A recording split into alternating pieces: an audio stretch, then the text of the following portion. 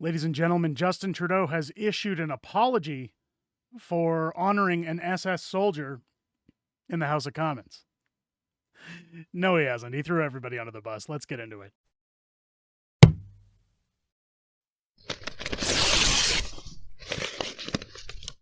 Oh, yeah! What's going on, ladies and gentlemen? Welcome back to The Fringe. Now, Justin Trudeau has made not only an attempt to give his version of what he calls an apology, despite just using that opportunity to throw everyone else under the bus, as he's always done in every scandal he has. But he's also taken his time to think that this is a way to joke and horse around with the House of Commons. And I kind of wanted to get into that because we've talked about this on the stream or on videos and in my streams before. And there's something I wanted to touch on in Parliament and the way things go, because Justin Trudeau, of course, making his apology speech slash excuse speech, and we're going to get into that, but he does make a statement in there that, again, the House was not aware of the presence of this SS soldier, despite the fact that he was in Trudeau's office, that it was the Speaker of the House that did all these things that nobody knew. So before people say, what do you know about this stuff? You're you're just some guy who makes videos at home. Well, this here is a pass I was allowed to keep. This is a pass from the House of Commons. Now, I was given this pass. Now, you can see this pink form on the front with a big letter V, and underneath it, it says at the very top, House of Commons, has the logo of the House of Commons at the top. Then it has my name. It says lobby, which was where I was granted security to, and it was dated the October the 26th of 2022. Now, what was I doing at the House of Commons? Well, I was invited to the House of Commons. Let's get into that. I was invited to the House of Commons by the Conservative Party of Canada, where I met with Pierre Poilievre. And I have to say, I think I've lost a little bit since then. You can see another pass on my jacket here when I was over at Dr. Leslyn Lewis's office.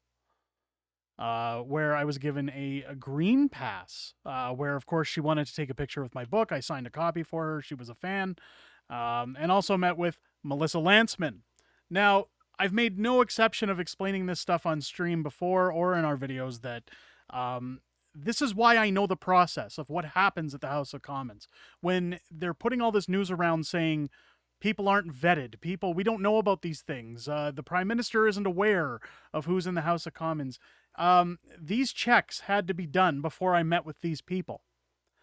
And when I went up to question period, when I was taken down into, now this is just inside the media room of the House of Commons. So anytime you see Pierre Poilievre making a statement and you see all those pictures of past prime ministers in that media hallway, this is the room off to the side where the entranceway to the House of Commons is. Now, you don't just get to waltz in here. You have to have clearance. Now, Justin Trudeau, of course, taking his time to weasel some form of an explanation. I'm not going to call it an apology anymore because it's not an apology, but let's listen to what he had to say. In a few moments, I will address the House in front of all Canadians, in front of Jewish people here and around the world, and Ukrainians, to offer Parliament's unreserved apologies for what happened on Friday. The Speaker was solely responsible for the invitation and recognition of this man and has wholly accepted that responsibility and stepped down. This was a mistake that has deeply embarrassed Parliament and Canada. All of us who were in this House on Friday regret deeply having stood and clapped, even though we did so unaware of the context. It was a horrendous violation of the memory of the millions of people who died in the Holocaust, and it was deeply, deeply painful for Jewish people. It also hurt Polish people, Roma people, 2S LGBTQI+ people, disabled people, racialized people, and the many millions who were targeted by the Nazi genocide. So I just want to touch on that for a second. Do you notice he mentions things like the alphabet mob, the 2 LGBTQISXYZ LMNOP folks? Why would, like, his concern right now should be all Canadians. That's all you have to say. All Canadians. Focus on the fact that you had a literal Nazi in the House of Commons, that you stood and clapped for them like a bunch of seals, and you've embarrassed this country on the world stage. They always put these little taglines like, oh, look how virtuous we are. It's all diverse. Look at all these individual groups that I've segregated everybody into over the last couple of years. And I'm going to mention them all just so they feel extra special that I'm recognizing them. Now, of course, Trudeau standing up to speak his mind in Parliament and take a second of virtue signal. Let's play that as well. On behalf of all of us in this House, I would like to present unreserved apologies for what took place on Friday, and to President Zelensky and the Ukrainian delegation for the position they were put in. For all of us who were present to have unknowingly recognized this individual was a terrible mistake and a violation of the memory of those who suffered grievously at the hands of the Nazi regime. On behalf... So, again, he tries to virtue signal, and of course he apologizes to Zelensky for ruining the money laundering celebration, I guess, in Parliament Hill. As they invited him in to say, here's a bunch more taxpayer money, while people are suffering and inflation's at record highs and people can't buy groceries. But we're just going to give you more money for, well, I'm not going to say that on YouTube.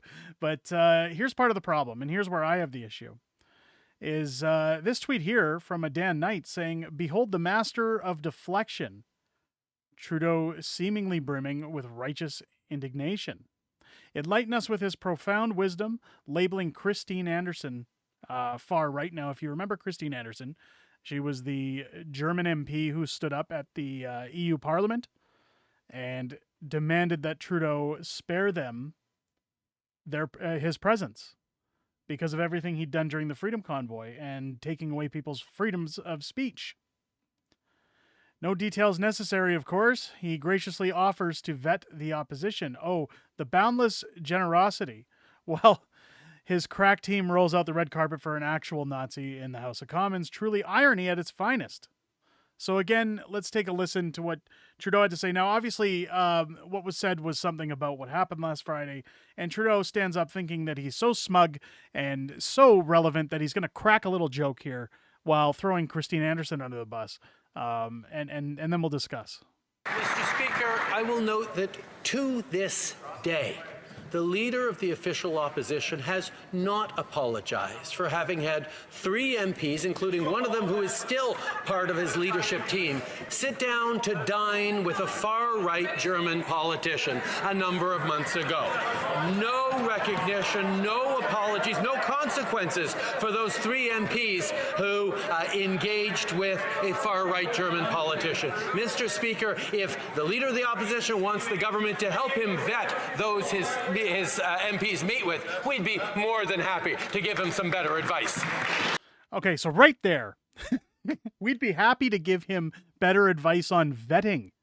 Are you for real? Dude, you just had a literal SS soldier in the House of Commons and stood in an ovation and clapped for them. And you want to make a joke that, oh, we can show you how to vet people. Obviously not. Guys, does he believe the words that come out of his mouth? Am I the only one insane enough here to realize what's going on? Like, I feel like I'm taking crazy pills. Not only that, but he goes out of his way to say, oh, 3 MPs, sat down for lunch with Christine Anderson to recognize her when she came to Ottawa. Everyone knew who she was. She was a delegate from Germany. He wants to... So here's the problem. Anybody can have their views of Christine Anderson that they want or that they like. I, for one, commend her for what she said about Justin Trudeau. I don't know a lot about German politics. I don't follow German politics, and I don't follow Christine Anderson outside of what she did against Justin Trudeau. I do follow her to the aspect that, you know, she came to Canada. She talked a lot about freedoms. She talked a lot about how leaders should behave. And it worked to her advantage. I'll give her that. And I know she met with Several of my friends, including the Honorable King's Counsel Keith Wilson. She met with Tamara Leach, Eva Chipiuk, and a number of other people that I associate with. And I think it's great. I think it was great. Unfortunately, the night that they met, I was out of town, or I would have been one of those people as well who would have been more than happy to have shaken her hand and thanked her for what she had to say about Justin Trudeau. Now, opinions aside, you had a literal SS soldier in the House of Commons, but you're now going to call another politician a Nazi and a far right extremist. You're still going to push that rhetoric and blame them for having lunch with her. Now, keep in mind, again, they had lunch. They didn't bring her into the House of Commons and get a standing ovation. And they knew who they were meeting with. Again, with this pass I have, I can assure you, they knew who they were meeting with before they sat down with her. And this disgusting excuse for a government stands up and cracks jokes saying, oh, look what they did. Oh, they're so horrible. They had no repercussions. Nobody asked them to stand down. Yes, they did. This is the same party, by the way, who said honk honk is is comparable to Heil Hitler. I mean, what are we dealing with here? Is this really what Trudeau thinks people are going to take in? I know it's kind of a silly video to put out because it's just arguing semantics, but really, if that was an apology, I'm the King of England. That is the most ridiculous, lowest form of an apology or statement.